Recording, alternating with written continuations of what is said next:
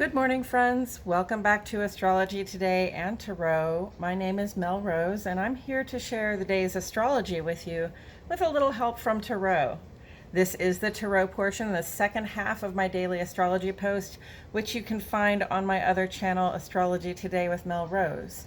Here, I will discuss the tarot card that sits on the side of the page, do a quick review of today's astrology, and then play another card that may give us something more to think about. So let's get into it. The tarot card that sits on the side of the page right now is the Three of Cups. And the Three of Cups refers astrologically to the second 10 days or the second decan of the sun's transit through Cancer. Cancer is a water sign. Cups and Tarot are water, and the water element represents the part of our life that is emotional, intuitive, and it also refers to our fertility or our creative capacity. So here we have the Three of Cups, and the Three of Cups really, you can see it in the card, it represents friendship, sort of community, celebrating one another with people who see you and understand you and celebrate you and support you. This can be a really joyous time. It looks like these people might have been working together and now they are celebrating together. I see love, I see unity, I see camaraderie, I see socializing, and just a reminder to invest our time and attention in the people that we like to keep close to us. And with all that said, I'm going to go ahead and shuffle some cards while I remind myself that the sun is in Cancer. It is July 4th, the 4th of July in the United States. And this is the hottest time of year, friends. This is a time when we really have to look out for one another. And, that starts with looking out for ourselves. And then for those that we like to keep close to us, make sure everybody is, protecting their skin. Make sure everybody is drinking enough water and getting their needs met. It's kind of what we do when the sun is in Cancer anyway. We initiate care, we initiate nurture and protection. So, it's perfectly natural to do that at this time. And when it's so hot outside, it's especially important as well. The moon is a waxing crescent in Virgo. Okay, this is a time to be setting our plans in order. We made these intentions, we set these goals, and now we've formulated them into plans while the moon was in Leo. And here we are in Virgo, and we can really make, sort of a meticulous order of the things the actionable goals we can achieve in order to bring us closer to our bigger goals. So that's the vibe we're in right now. Increase. And then on the moon side of the page today, moon goes square to Venus. This is kind of a self-care challenge because when the moon and Venus get together, we want that love and affection. We try to draw it in, but our actions, our behaviors to do that might get in the way of our ability to draw people toward us. Okay, if we seem needy or grasping, if we see selfish or manipulative, we might just have to skip the asking for it altogether and, give to ourselves what we give to others, which is lots of love and grace and support. Moon trine Uranus later on this afternoon. Harmony and change. Okay, so that trine is really a blessing of positive functioning in the inner life, in the heart and the mind. So it's really a moment where we might have a change of heart, and it's really a moment where we might also be able to make changes, around the house, or make changes, negotiate changes in our relationships to other people, and have it go well without the drama, with a lot of positive energy and sort of a blessed vibration to it. So that's good. That's a good aspect to be able to work with if there's something around your home that you feel does need to change. On the sun side of the page today, sun goes sextile to moon early this morning, and that indicates that crescent moon shape on the moon, that waxing crescent moon shape. Symbolically, it says that our outer lives and our inner lives are in cooperation. So we are working with ourselves to bring about positive outcomes for ourselves. And that's probably the best person to be working with in that case. Early tomorrow morning, Mars goes into Taurus.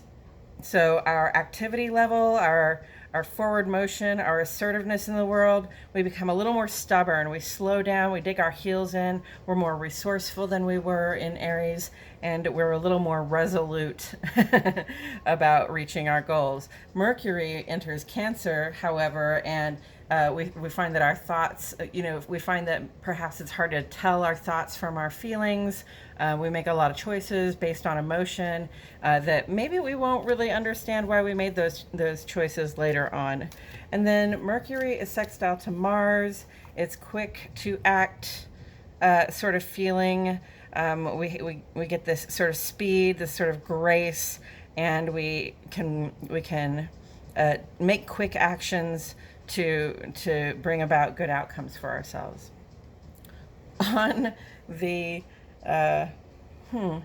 on the ongoing side today, I mean, this really looks like a cluster, and so I'm really sorry about that. Sun is square to Jupiter, and that is a good fortune vibe. Sun and Jupiter together just says whatever you focus your attention and your energies and your efforts toward, especially if it's about the expansion of your life into something bigger and better that you know you can be, do, and have, whatever you focus your energy on that stuff, you will see, you will call it into your life, okay? It will show up for you, okay? That square aspect is just there to remind you, not to grow cocky, not to get overconfident about it, because when we start getting arrogant, Jupiter pulls back. When we stop giving to the situation, good luck, positive opportunities, Jupiter pulls back as well.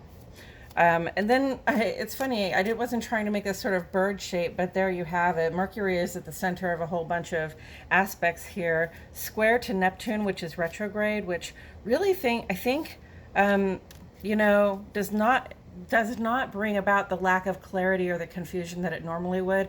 In fact, it may make us a little bit prescient. It may make us a little bit able to peer into the future and see what our choices are going to bring us. Okay, but that square aspect also says, watch how you behave based on the information you have. Mercury is trine to Saturn, and Mars is sextile to Saturn. So, this is really positive working vibes. We are working on stuff that shores up our stability and our community's stability and support. And we have this really good, easy flow of work that is cooperative, and we're able to get it all done without a lot of mess and fuss.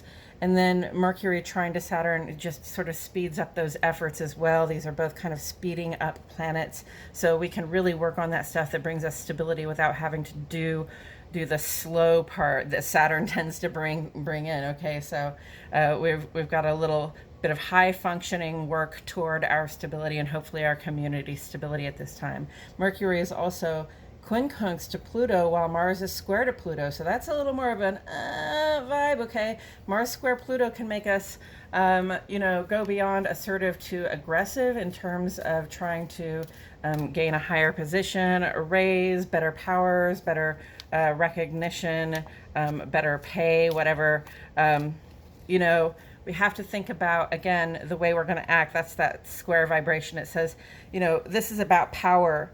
And basically it says there may be something that you are after, and it may be just out of your reach, and it may actually even be there for the taking if you want to take it, especially Aries and Scorpio there, all right? But again, we have to be careful not to batter the people around us, either physically or emotionally or mentally, in any way to get there, okay? It's not going to be worth having done all that work to get what we wanted, which we probably will, if we are also cruel to people and we don't have any friends to help us celebrate when we get there. Mercury quincunx to Pluto is really, it kind of puts a goth edge on our self-expression for some of us. So, we may not even realize that we're being morbid and cynical until somebody points it out to us or until we kind of surprise ourselves. But, it seems to go hand in hand with that kind of aggressive attitude that might be coming in too. So, we've got the challenging wing of the bird and we've got the hard-working, positive, forward motion wing of the bird, and then we've got this tail that says we've got clarity, we can see for miles and miles and miles. So use that clarity, do that work, And, just keep an eye on your behavior and your tendency to, if you have a tendency to sort of ignore the relationships you've built with people when you're in pursuit of some higher goal. Pluto is retrograde through October 8th. We're all going through complete and total changes, friends. Be kind to yourself and others. Saturn is retrograde through October 22. This is asking us, what can we personally do, each and every one of us, to contribute to the stability and support of our communities, okay? And that includes failing to lean on old privileges and habitual ways of being that don't support everybody.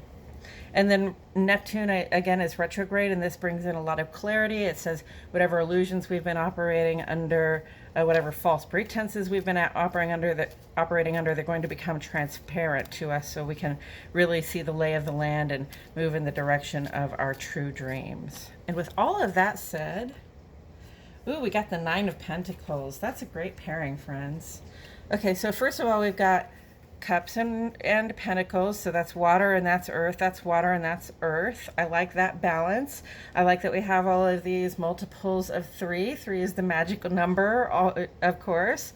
Nine of Pentacles, is about having put in the work, right? Having done everything we could to even in terms of being assertive and reaching for more power and more influence, having done everything we could to reach a point of security where we feel comfortable, where we are at one with ourselves and the nature of things around us, and we can really enjoy the fruits of our labor, okay? So part of enjoying the fruits of your labor is actually doing the labor. There's no getting around the physical work or the mental work or the emotional work, the intuitive work that it takes. It takes all kinds of work to get us from where we are to where we want to be, okay? And this is sort of an indicator of where we want to be, okay? This person has had good fortune and they're grateful, but they also worked hard because they know that Jupiter is the good fortune planet here. This is the positive opportunities for expansion all the time. Jupiter just gives and gives and gives.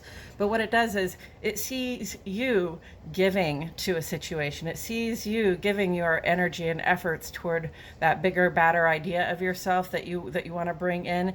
And when you give it effort, Jupiter sort of matches your contribution so that you're gaining double as you work. But when you stop giving effort, when you rest on your laurels, when you become arrogant, or you just think, oh, I'm successful, that's all I have to do, Jupiter will stop putting in. Okay, when you stop putting in, Jupiter will stop putting in. Okay, so we've got to stay making the work. It can never just all be about good luck. Yes, so we're going through changes. We're growing. We're becoming more like ourselves, hopefully. We seek, hopefully, to become better, more refined versions of ourselves, more compassionate, more interesting, more dedicated, more capable, whatever it is, whatever it is that we have not become yet, but we know we are. Or we have a feeling that we might be. We're going through changes right now. So there will be a time soon when we will get to enjoy the fruits of our labor. We just have to keep putting the labor in. I love this Mars and Taurus too, stubborn, resourceful, and resolved. That is what it takes to get to the Nine of Pentacles. To be able to enjoy the fruits of your labor is you have to doggedly cling to your goals until you reach them, okay? But then, taken in context with the Three of Cups, you have a celebration here of sorts. These people are friends and they are celebrating one another. What I like to say about this card, what I notice about this card is, these people that know us well enough that they can celebrate us and support us under almost any circumstances, these are the people who also don't just know where we've been and what we've done, but they also know what our potential is moving forward, okay? So, Nine of Pentacles is sort of near the end of a cycle where we're coming to this place of real material satisfaction when we're coming to this place where we've done work to set ourselves up in a secure and stable way, and now we can act on it, and now we can enjoy the fruits of that labor. But the Three of Cups is more of a beginning point. It's more toward the beginning, and it says there's more potential for us to celebrate. So even as we are sitting back, taking a rest in the garden, talking to our bird, taking in the beautiful day and enjoying the fruits of our labor, we can still understand that we have to look forward to like a new day, right? A new start, a new beginning in the garden. and perhaps a celebration with our friends to remind us of our potential going forward. Okay, I believe that's all I have to say about it, friends. I sure do appreciate you for being here. Thanks for showing up this morning. My name is Mel Rose, and I'll see you all back here tomorrow for more astrology today and tarot.